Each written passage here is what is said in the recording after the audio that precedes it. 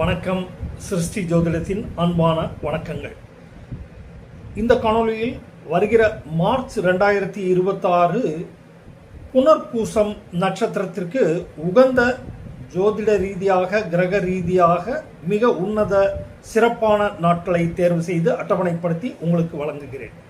புனர்பூசம் 1, 2, 3 பாதங்கள் மிதுன ராசியிலும் புனர்பூசம் 4ஆம் பாதம் கடக ராசியிலும் அமைகிறது.